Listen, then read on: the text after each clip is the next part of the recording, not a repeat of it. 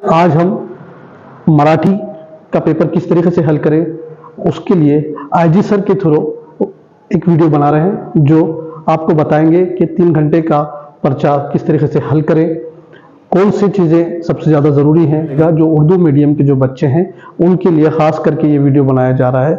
अस्सलाम वालेकुम रहमतुल्लाहि व बरकातहू।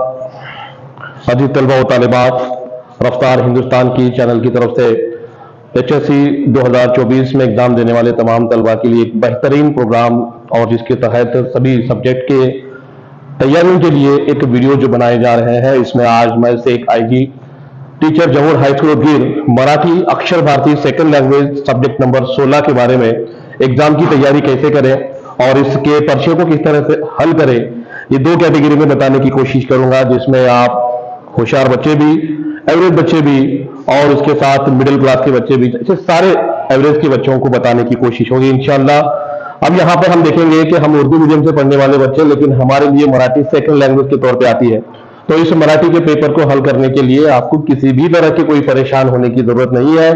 बिल्कुल आसान और एक्टिविटी बेस पर बनाए गए क्वेश्चन पेपर को किस तरह से हैंडल करना है कोशिश करूंगा मैं अपने वक्त में कि आपको ये समझा सकूं।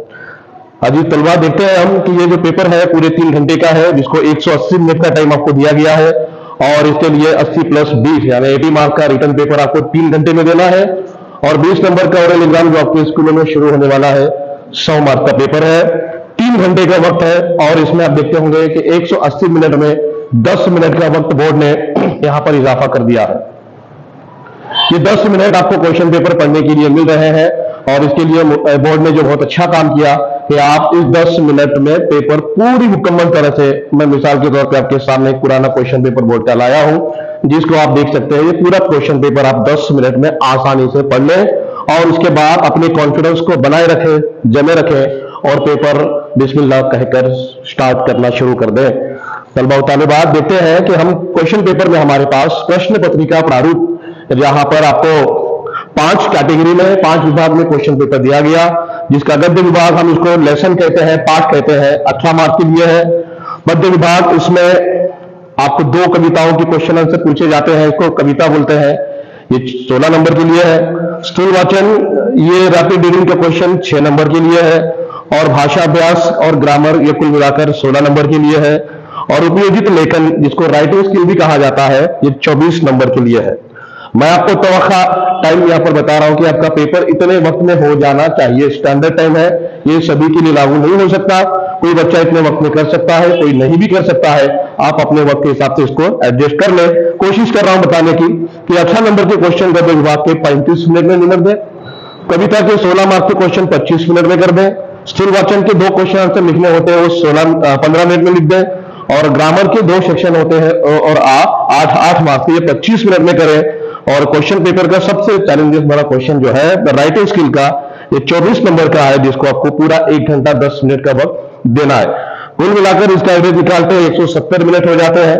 10 मिनट का पेपर का जो वक्त है, आपको अपना पेपर का पूरा मुआयना करना है। पेपर खत्म हो जाने के बाद जहां जहां जरूरत पड़ती है पेपर को डिजाइन करने की कोशिश करें, हाईलाइट करने की कोशिश करें, रह गए हुए तमाम क्वेश्चनों के जवाब इस 10 मिनट में आप कवर कर लें। 180 मिनट हो गए यानी 3 घंटे हो गए, 10 मिनट आपको क्वेश्चन पेपर पढ़ने के लिए दिए जा रहे हैं। तो 11 बजे पेपर शुरू होगा और 2:10 मिनट पर आपका पेपर जमा किया जाएगा। ये बात पक्के जहन में बिठा ले और अपनी सहूलत बना ले। अब बात करेंगे कि ये जो क्वेश्चन है पूरे ये सेक्शन वाइज, इन सवालों को किस तरह से तकसीम किया गया है। गद्य विभाग में पठित उतारा, पठित उतारा, ये सिम पैसेज, 2 सिम पैसेज आपको आते हैं। ये 2 सिम पैसेज जो आपको दिए गए हैं 7 और 7 नंबर के होते हैं। एक है अनसिम पैसेज जो 4 नंबर के लिए होता है, 7 और 7 14 और 4 18 नंबर के ये गद्य सेक्शन का पैसेज जो आपके इस तरह से क्वेश्चन पेपर में गद्य विभाग एक पैराग्राफ है ये पूरा, ये दूसरा सिम पैसेज है और ये तीसरा अनसिम पैसेज आता है। अब इनमें जो 7 नंबर के सवाल आते हैं, आप अपने स्कूल में प्रैक्टिस कर रहे भी होंगे, देख ही रहे होंगे।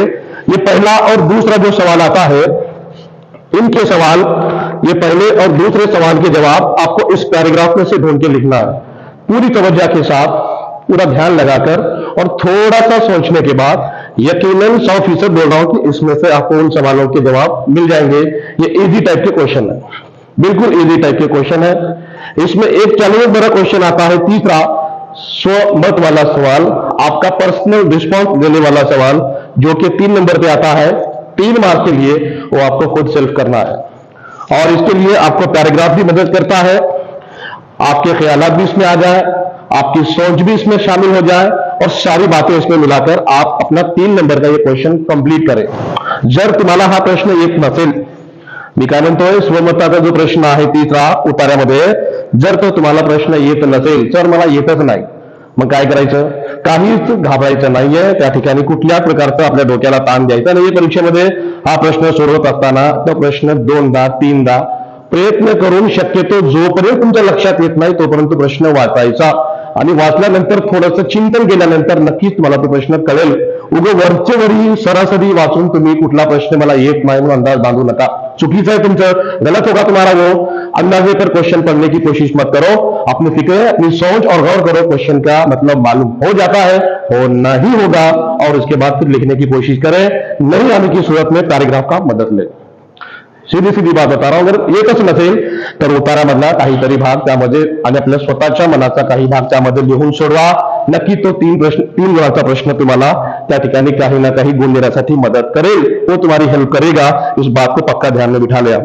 तो इसमें जो क्वेश्चन आते हैं, इसमें जो आने वाले क्वेश्चनों की अगर बात करेंगे हम, तो मैं जनरली सरासरी आपको एक पैराग्राफ की शक्ल में बता देता हूं कि ये पैराग्राफ होगा, और इस पैराग्राफ में पहला और दूसरा सवाल, ये 2 सवाल पैराग्राफ में से ढूंढ के लिखे आप।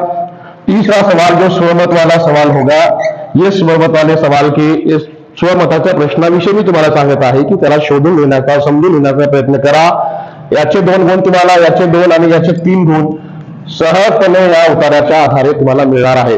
मग तुम्हाला एकूण पाठ किती आहे तुमच्या अभ्यासक्रमामध्ये, कोण देईल माझं उत्तर?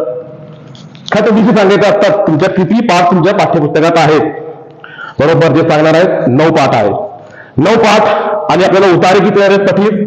2 पाठ 9 पाठामध्ये किती उतारे आहेत? एका पाठामध्ये कमीत कमी 5 ते 6 उतारे असतील, आणि 9 पाठ, आता 9 आणि 5 किती झाले? 45 उतारे। त्या 45 उतारेपैकी तुमच्या परीक्षेमध्ये किती येणार आहेत? 2। मग अभ्यास काय करायचा सर? आम्ही अभ्यास एकच करायचा, प्रश्नपत्रिका शोधून काढायच्या, त्यातला उतारा घ्यायचा आणि लिहून काढायचा। प्रश्नांची उत्तरे शोधण्याचा सराव करा, पाठ धडे वाचत बसू नका। पाठ आणि धड्यामध्ये वाचत बसला असला तरी, समजून घेत असला तरी, त्या पाठाची मेन थीम, त्या पाठाचा मेन मुख्य भाग काय आहे, त्या पाठातला मेन संदेश काय आहे, मुख्य संदेश काय आहे, ते लक्षात घेण्याचा प्रयत्न करा। पाठांचं वाचन करत बसू नका, म्हणजे याचा अर्थ नाही की तुम्ही पुस्तकच वाचू नका, असं नहीं। तर या ठिकाणी इस जगह तुम ये कोशिश करो कि क्वेश्चन पेपर जमा करो, और पैराग्राफ में के क्वेश्चनों के जवाब कैसे हम ढूंढ सकते हैं इसकी प्रैक्टिस करो, क्योंकि अब किताब पढ़ने के लिए ज्यादा वक्त नहीं है। तो ये 7 मार्क के कंसिम पैसेज आपको आता है, ये 4 मार्क का अंतिम पैसेज आपको वही के वही पढ़ना है, उनके सवालों के जवाब भी इसी पैटर्न में आते हैं। 2-2 मार्क के 2 क्वेश्चन वहां पर आपको मिल जाते हैं, वो भी आप आसानी से कर सकते हैं। आते हैं पद्य सेक्शन में, इसको 35 मिनट का टाइम हमने लगाया है, स्टैंडर्ड कर सकते हैं तो कीजिए, किसी का कम वक्त में होगा, किसी को ज्यादा वक्त लगेगा, लेकिन आप अपने वक्त के हिसाब से इसको चलाइए। आते हैं अगले सेक्शन में, पद्य विभाग, इसको कहते हैं पोएम सेक्शन, कविता विभाग याला म्हणतात याला। आणि या ठिकाणी तुम्हाला 2 तऱ्हेचे प्रश्न येतात। या ठिकाणी एक कवितेचा स्टँजा, एक कवितेचा भाग छापील स्वरूपामध्ये येतो, आणि त्यावरती 8 गुणाचे 4 प्रश्न येतात। म्हणजेच या ठिकाणी प्रश्नपत्रिकेमध्ये आपण पाहू शकतो, पद्य विभाग पूर्ण कविता पाठ्यपुस्तकात जशी आहे त्याच पद्धतीने या ठिकाणी छापलेली असते, आणि त्यावर 4 गुणांचे 2 कृती, आणि 2 गुणांच्या कृती शेवटी शब्दार्थ आणि कवितेतला मुख्य काहीतरी आशय दिला जातो, काहीतरी ओळींचा अर्थ सांगण्यासाठी दिला जातो, किंवा स्वमताचा प्रश्न या ठिकाणी दिला जातो। ते 2 प्रश्न तुम्हाला त्या ठिकाणी सोडवायचे असतात। म्हणून या कवितेचा अभ्यास करत असताना आपल्या पाठ्यपुस्तकामध्ये एकूण 4 युनिटमध्ये किती कविता आहेत? कोण देईल माझ्या प्रश्नाचं उत्तर? बरोबर, ज्याने उत्तर दिलेलं आहे त्या ठिकाणी आपल्याकडे एकूण 6 कविता आहेत। 6 कवितेपैकी 2 कविता या संतवाणीच्या आहेत, ते आपण एकाच ठिकाणी मोजणार आहोत। बाकीच्या 6 पैकी मी तुम्हाला या ठिकाणी एक हिंट आणि गेस सांगतो, असं नाही की मी जे सांगितलं तेच करायला पाहिजे। तुम्ही 6 पैकी 4 कवितांच्या प्रश्नांची उत्तरे भावार्थ तोंडपाठ करून घ्या, नक्की तुम्हाला त्या ठिकाणी कुठलीच अडचण येणार नाही। पद्य सेक्शन में अगर हम देखेंगे तो यहाँ पर एक कविता 8 मार्क्स के लिए आती है, जिसके आपको शब्दार्थ और 4 कविताएं अच्छे से परफेक्ट तरीके से याद कर लेना है, उसमें आपकी मदद हो जाएगी। दूसरा भी क्वेश्चन अगर देखेंगे तो यहाँ पर मुद्दाना अनुसरण कवितेचे प्रश्न सोडवा, जिसमें 5 से 6 क्वेश्चन आते हैं, 6 में से 5 क्वेश्चन पूछे जाते हैं। इसमें भी 4 कविताओं के सवाल जवाब आप परफेक्ट तरीके से अपने तरह से याद करके रखिए, आपको उसमें मदद हो जाएगी।